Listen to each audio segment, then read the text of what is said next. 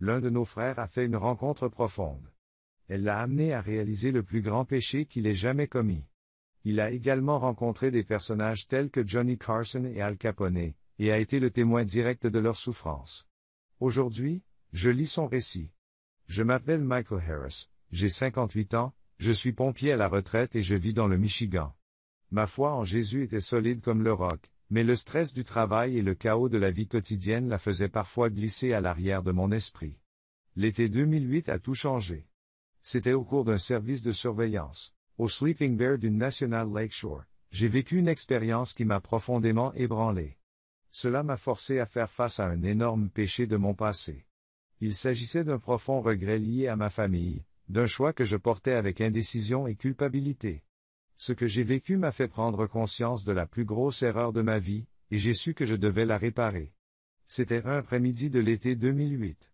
Moi et quelques vieux copains du service d'incendie étions aux dunes de Lowers dormant, en train de faire ce que nous faisons d'habitude, observer les dunes de sable ondulantes et les bois épais. Nous savions qu'elles étaient dangereuses, mais elles étaient aussi magnifiques. Notre travail consistait à assurer la sécurité des randonneurs et à rester à l'affût des risques d'incendie. Ce jour-là, la chaleur était intense. Le vent ne cessait de soulever le sable et je sentais le poids de toutes ces longues années de travail m'accabler. Puis, sans crier gare, les choses se sont gâtées. Le ciel s'est assombri et le vent s'est levé pour former une tempête hurlante. Les arbres se sont mis à trembler et mon instinct s'est mis en marche. En tant que pompier, j'ai souvent frôlé la catastrophe, mais là, c'était différent. Je me suis précipité pour retenir un arbre qui tombait. Je maîtrisais la situation, mais un coup de vent m'a frappé de plein fouet et m'a déséquilibré. Mon pied s'est accroché à une racine et j'ai trébuché, me cognant la tête contre un rocher. Tout se brouille et s'estompe tandis que je perds conscience. Une obscurité suffocante m'entourait.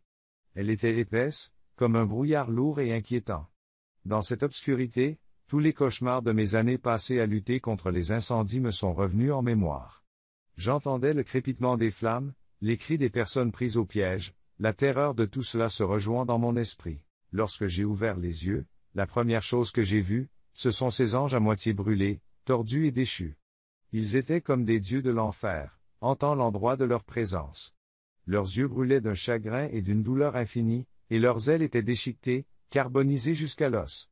Ces anges, autrefois purs et saints, se tenaient maintenant devant moi, brisés et pourris, les ailes brûlées. Ils me regardaient fixement, comme s'ils connaissaient tous mes sombres secrets. Leur regard était un pur tourment, comme s'ils avaient été torturés et maudits pour l'éternité. Des flammes ardentes jaillissaient des fissures du sol. Le sol était recouvert de lave en fusion, s'élançant vers le ciel. La terre était maudite, une mer de rouge en fusion, où chaque pas menaçait de me faire tomber dans un enfer sans fin. La chaleur était insupportable, brûlante comme si mon âme était déchirée. Dans le feu, j'ai regardé devant moi et j'ai vu des arbres massifs tordus par les flammes. Leurs branches bougeaient comme des serpents, attrapant les âmes perdues et les entraînant dans le feu. Les gens criaient, se battaient pour se libérer, mais chaque lutte ne faisait qu'augmenter le rugissement des flammes. Ces arbres en feu. Le feu était partout, inéluctable. Je ne pouvais plus respirer. L'air était chargé d'une odeur de chair en décomposition et de soufre. Chaque respiration me brûlait les poumons et me faisait serrer la gorge.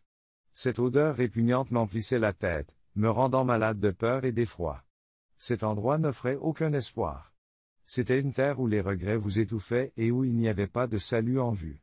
C'est alors que j'ai vu ces tours de pierre massives englouties dans les flammes. Elles surplombaient le brasier, faisant résonner les cris des damnés. Chaque âme était piégée, confrontée au jugement et forcée de revivre ses péchés encore et encore. Les feux des tours portaient leur douleur et leur désespoir directement vers le ciel, faisant trembler tout l'enfer avec leur agonie. Ici, le regret est devenu un tourment sans fin, une punition qui ne s'arrête jamais. Je me suis retrouvé au milieu d'un paysage qui semblait tout droit sorti de l'enfer, terrifiant et d'un autre monde. Le sol était déchiqueté et divisé par de profonds gouffres. Des fissures d'où jaillissait de la lave brûlante. La terre en fusion semblait maudite, condamnée à brûler pour l'éternité. Une épaisse fumée suffocante étouffait l'air, rendant la respiration presque impossible. Des cris d'agonie résonnaient dans toutes les directions, et l'obscurité pesante s'abattait sur mon esprit, m'écrasant. Puis j'ai entendu des chuchotements. Faibles mais troublants. L'enfer lui-même semblait me parler. J'ai forcé mes yeux à s'ouvrir, m'efforçant de voir à travers l'obscurité et de comprendre ce qui se passait. J'ai vu Johnny Caston. Je l'ai reconnu. J'ai vu des fissures avec de la lave brûlante qui jaillissait partout. La terre en fusion semblait maudite, condamnée à brûler pour l'éternité. Une fumée épaisse et suffocante étouffait l'air, rendant la respiration presque impossible. Des cris d'agonie résonnaient dans toutes les directions, et l'obscurité pesante s'abattait sur mon esprit, m'écrasant. Puis j'ai commencé à entendre des chuchotements. Faible mais troublant, l'enfer lui-même semblait me parler. J'ai forcé mes yeux à s'ouvrir, m'efforçant de voir à travers l'obscurité. Il était là, Johnny Caston. Je l'ai tout de suite reconnu. C'était le célèbre animateur de télévision, celui qui faisait rire tout le monde. Le type dont le charme attirait les gens devant l'écran. Ses blagues. Sa présence plus grande que nature. C'était inoubliable. L'espace d'une seconde, j'ai ressenti un sursaut de surprise, qui s'est rapidement transformé en horreur. Johnny était méconnaissable. Son visage était déformé par le regret et la douleur. Ses yeux brûlaient d'une rage que je n'avais jamais vue. Son corps était déformé, se déformant à la lueur des flammes. Puis les chuchotements se sont insinués dans mon esprit. J'ai entendu ceux de Johnny. Des confessions et chaque mot me transperçait l'âme comme un poignard. Il hurlait qu'il avait trompé sa femme, admettant des années de mensonges et de trahison, comment il avait bafoué sa confiance. Les détails m'ont frappé de plein fouet, le cœur brisé de sa femme, la paix de leur famille déchirée. Puis est venue l'angoisse pour ses enfants. Il avait négligé ses enfants, autrefois innocents et pleins d'émerveillement, les marquant de sa colère et de son impatience.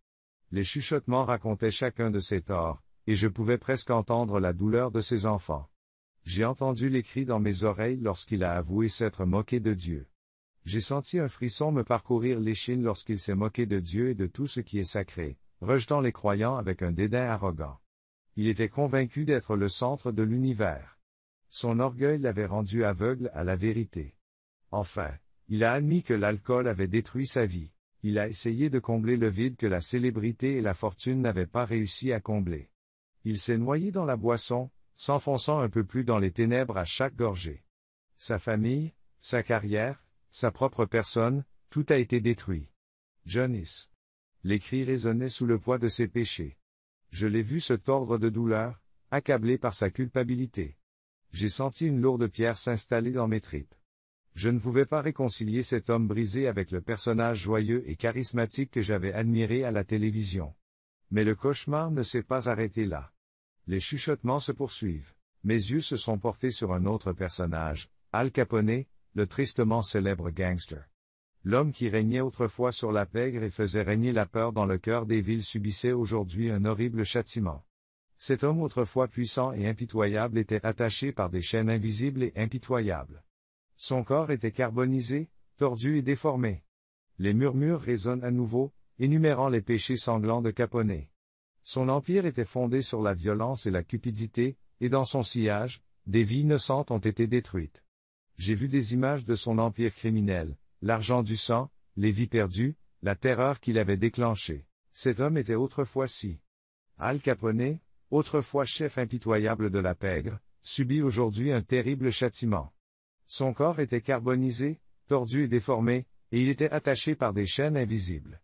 Les murmures résonnaient, énumérant ses péchés sanglants, son empire bâti sur la violence et la cupidité, les vies innocentes détruites dans son sillage. J'ai vu des images de son empire criminel, l'argent du sang, les vies perdues, la terreur qu'il avait déclenchée. Cet homme, autrefois plein d'assurance, gisait maintenant brisé et désespéré. Son visage était déformé par la peur et le regret, et ses cris résonnaient dans les profondeurs de l'enfer tandis que j'assistais au supplice d'Al Capone. L'effroi froid de l'enfer s'est infiltré dans mes os.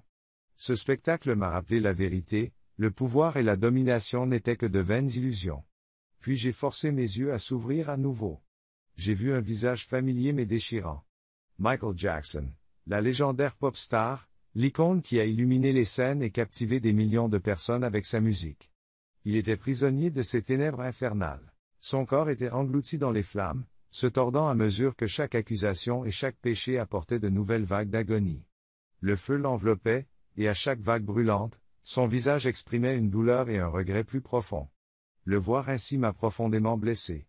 Son regard plein de tristesse m'a transpercé jusqu'à l'âme. Mon Dieu, Ses yeux parlaient d'une âme perdue, d'une âme qui avait essayé désespérément de s'accrocher à l'innocence, mais qui se noyait maintenant dans le désespoir. Michael Jackson, c'était une âme perdue. L'homme qui avait autrefois électrisé des millions de personnes donnait des spectacles à couper le souffle dans des arènes géantes. Les gens l'idolâtraient, dansant sur sa musique d'un bout à l'autre du monde. Mais les murmures parlaient de son chaos, de ses conflits intérieurs et de toutes ces accusations qui le poursuivaient.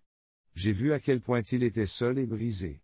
Il s'était construit un bouclier pour cacher la guerre qui faisait rage en lui. Chaque applaudissement, chaque victoire, aggravait la douleur et les blessures profondes qu'il portait en lui. L'enfer le faisait payer. Il devait payer pour ses luttes, ses erreurs et ses mauvais choix. Son visage éclairé par les flammes en disait long. Je pouvais voir à quel point il était devenu fragile et désespéré sous la gloire. Je voulais fermer les yeux, mais je ne pouvais pas. L'enfer m'en empêchait. J'étais pris au piège, forcé de regarder cette horreur se dérouler. Ces gens étaient autrefois des personnages puissants et célèbres qui avaient façonné le monde. Ils avaient savouré la victoire et joui de l'admiration de millions de personnes. Aujourd'hui, entourés par les flammes de l'enfer, tous ces souvenirs brillants ont disparu. Michael Jackson, l'icône qui avait régné sur les cœurs avec sa musique magique, brûlait ici, puni pour les fardeaux et les péchés dont il n'avait pas pu se débarrasser dans la vie. Les chuchoteurs ont gravé chaque détail tragique dans mon esprit, martelant l'idée que la célébrité et le pouvoir n'offraient pas de véritable salut.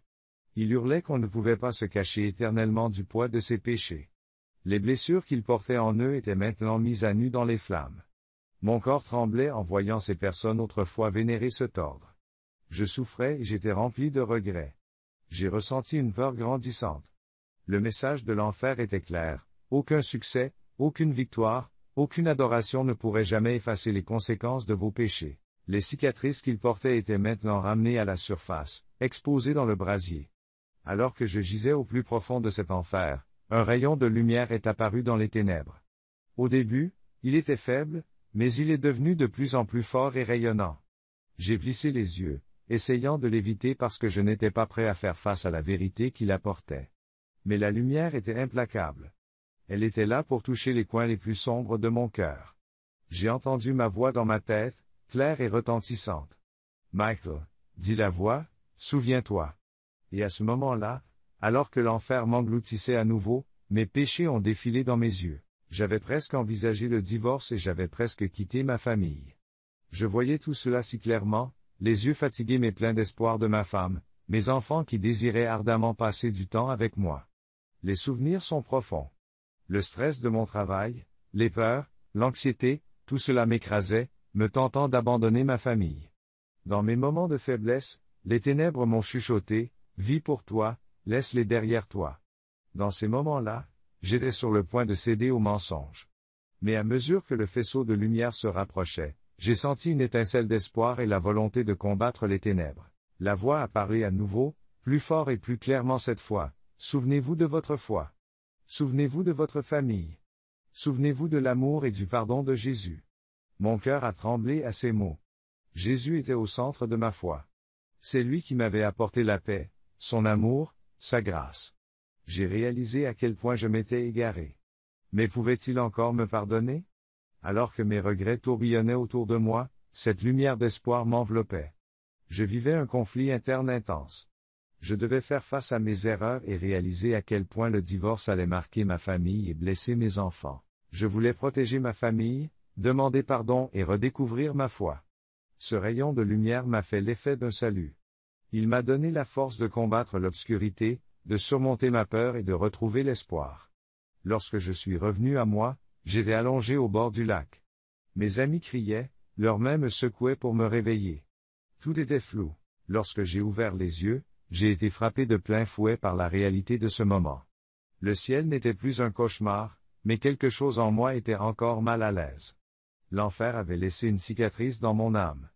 Quelque chose avait touché une blessure profonde en moi, laissant un vide qui ne s'effacerait pas facilement. La vie n'a pas repris son cours normal, reste là. Les routines quotidiennes, l'agitation habituelle, tout cela semblait dénué de sens. J'ai ressenti un besoin, une envie de changement. J'étais en quête de sens, de confort et de paix. Finalement, j'ai fait le pas qui m'a ramené à Dieu et à ma foi. Je suis retourné à Je suis allé à l'église avec ma femme et mes enfants. C'était la bonne chose à faire. J'avais besoin de retourner dans ce lieu sacré que mon âme avait fui pendant des années. Pendant le service, un hymne a commencé à être joué. Les paroles ont résonné doucement et la musique a fait son chemin jusqu'à mon cœur. À ce moment-là, quelque chose s'est brisé en moi. L'hymne a guéri les blessures de mon âme, remplissant tous les espaces vides.